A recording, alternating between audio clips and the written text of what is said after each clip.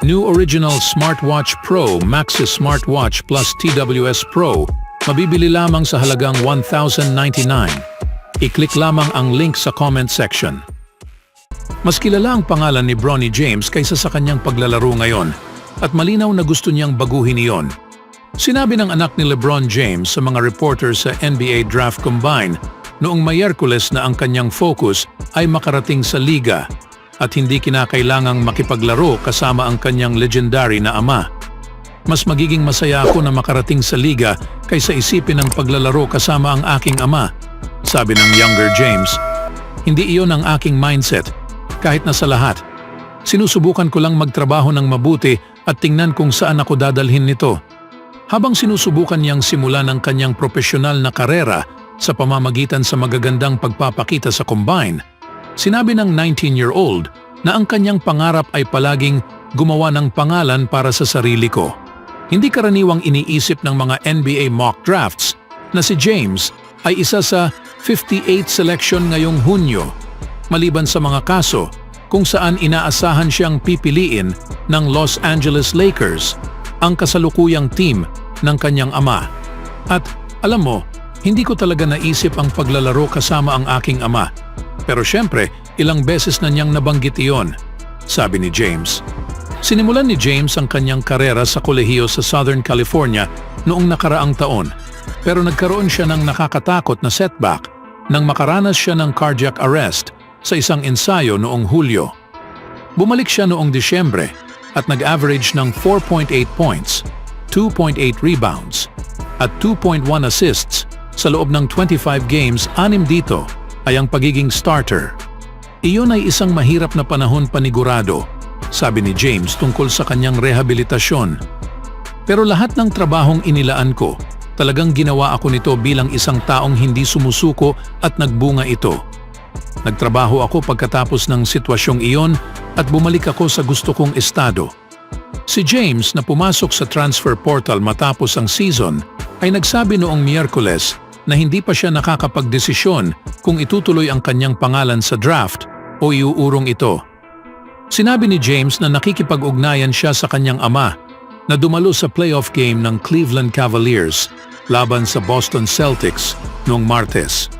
Sa lahat ng sumusunod sa aking ama, sinusubukan ng mga tao na iugnay ako sa lahat ng kahusayan na naabot niya, sabi ni James. Wala pa akong nagagawa, kaya pakiramdam ko kailangan ko ang paghihiwalay sa pagitan ni Bronny at LeBron. Narinig na ito ng lahat noon pa. Gusto ko lang na makilala ng mga tao na ang pangalan ko ay Bronny James at hindi lamang bilang anak ni LeBron James. Pakiramdam ko magiging maganda iyon. Ano sa tingin niyo mga kaibigan? Maaabot kaya ni Bronny ang naabot ni LeBron? Sa ibang balita naman mga kaibigan, isang mahalagang tanong na kinakaharap ng Los Angeles Lakers ngayong off-season ay kung dapat ba silang maghanap ng ikatlong star upang makalaro kasama nina LeBron James at Anthony Davis muli. Ilan sa mga pangalan na nababanggit ay ang star ng Cleveland Cavaliers na si Donovan Mitchell at ang star ng Atlanta Hawks na si Trae Young. Particular kay Mitchell, maaaring maging mas seamless ang kanyang kaangkupan kasama sina James at Davis dahil sa kanyang kakayahang maglaro off the ball sa ilang pagkakataon. Gayunpaman, si Mitchell ay may player option para sa 2025 to 26 season at eligible para sa extension ngayong summer kung nais niyang manatili sa Cleveland. Hindi nakakapagtaka na ang LA ay magmamasid sa sitwasyon at handang mag-offer para sa 27-year-old player kung sakaling humiling siya ng trade, ayon kay Jason Lloyd ng The Athletic. Komplikado ito, pero ganoon din ang sitwasyon ng Cavs ngayon. Mayroon silang star na dapat alalahanin kay Mitchell na may isang season pa sa team control matapos ang taon na ito. Kung hindi pipirma ng extension si Mitchell sa Cleveland ngayong summer, kakailanganin ng Cavs na tuklasin ang mga trade option at isa sa mga team na nasa harap ng linya ay ang Lakers. Posible dahil sa kondisyon ni Mitchell ngayon na may kinalaman sa kanyang calf na pwedeng naglaro na siya sa kanyang huling laro sa Cavs jersey. Malamang na may iba pang mga team na maghahabol sa star ng Cavaliers at maaaring malampasan nila ang Lakers sa bidding war. Kung sakaling maging available si Mitchell, kakailanganin ng general manager na si Rob Pelinka na ibigay ang lahat sa kanilang 3 first-round picks upang makasama sa laban. Pagdating sa mga players, si Austin Reeves ang mangunguna na kailangang ibigay sa Cleveland. Kasama pa dito si Rui Hachimura at iba pang mga salary upang mag-match na maaring maging malaking kapalit. Walang duda na si Mitchell ay masangkop kaysa kay Russell Westbrook. Ngunit kailangang sigurado si Pelinka na ang hakbang na ito ay magtutulak sa team patungo sa championship contention sa isang masikip na Western Conference. Naniniwala ang organisasyon na maaari nilang makuha ang Cavaliers guard na si Donovan Mitchell ngayong summer. Hindi bago sa LA ang paghahabol sa mga star at habang si Mitchell ay taga New York, kasama pa rin ang Lakers sa run kung sakaling maging available siya. Sa isang paraan o iba pa, nakukuha ng purple and gold ang kanilang mga stars kalaunan at ang kamakailang ulat ay nagsasaad na tiwala ang organisasyon sa kanilang tsansang makuha ang star guard. Ano sa tingin niyo mga kaibigan? Sa ibang balita naman mga kaibigan, bago mo husgahan si Rudy Gobert, ang NBA Defensive Player of the Year na pinahintulutan si Nikola Jokic na makapagtala ng 40 points sa isang mahalagang Game 5, tanungin mo muna ang sarili. Paano mo babantayan ang superstar ng Denver Nuggets kung ikaw ay 7 feet tall, ang taas na may liksi at wingspan ni Gobert? Kung may sagot ka, marahil mali ka o kailangan mong tumawag agad sa Minnesota Timberwolves. Kailangan nila ng tulong matapos ang 112-97 na pagkatalo na nagbigay sa Nuggets ng 3-2 lead sa Western Conference, isang serye kung saan ang Minnesota ay nanguna ng 2-0 at mukhang hindi mapipigilan. Isang do-or-die Game 6 sa Minneapolis ang naghihintay sa Biyernes. Balikan natin ang tanong tungkol kay Jokic. Tingnan natin ang ilang highlights at alamin kung ano ang ginawa ni Gobert sa isang laro kung saan ang MVP ay nagtala ng 40 points sa 15 of 22 shooting na may 13 assists, 7 rebounds at huminga ka muna ng malalim, 0 turnovers.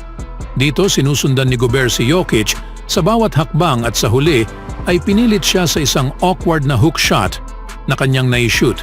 Dito sinalubong niya si Jokic sa paint kasama si Kyle Anderson at nag-iwan lamang ng kaunting sandali para makapag-shoot.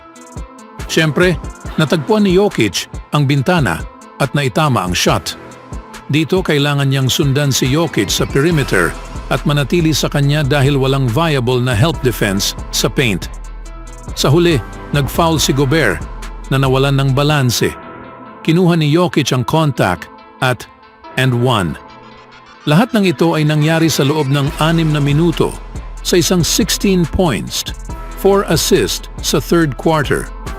Sumunod ang dagger sa fourth quarter nang nakaharap na ni Gobert ang kamay niya para sa buong shot. Si Gobert ay isa sa pinakamagaling na defensive players sa kasaysayan ng NBA, isang taong ang presensya sa paint ay maaaring magbigay ng malaking tulong sa depensa. Nang mabigyan ng tamang suporta ng Timberwolves, siya ang nagangkin sa best na depensa sa NBA sa regular season. Ang problema para sa Timberwolves at sa bawat natitirang team sa playoffs at sa bawat team na nagnanais magkampiyon sa mga susunod na taon ay ang isang fully functional Jokic na tila walang solusyon, kahit na si Gobert ay ang magbibigay sa pinakamalapit na sagot. Ano ang gagawin mo kapag ang isang 7-footer na may pinakamagandang court vision at basketball IQ na nakita sa NBA mula sa isang big man, kasama pa ang 284-pound na bigat, isang shooting touch, at ang pinakamabilis na kamay sa West? Naging malapit na ang Minnesota sa pag-solve sa kanya noong unang bahagi ng serye, ngunit nawala ang lahat ng momentum. Sa isang punto sa depensa, tinanggihan ni Gobert ang isang tulong mula sa mga teammates at sinabing kaya niyang pigilan si Jokic sa one-on-one. Ngunit isang sagot ang kanyang narinig matapos ang laban mula kay Jokic na nagsasabing, "Brother, I got 40 points." Anong masasabi niyo mga kaibigan? Always do it on my own, so I gotta get through it. And the only thing I know is to love what I'm doing. Never give up, never slow, till I finally prove it. Never listen to the no's, I just wanna keep moving. Keep my head up when I act, head up, that's a fact. Never looking back, I'ma keep myself on track.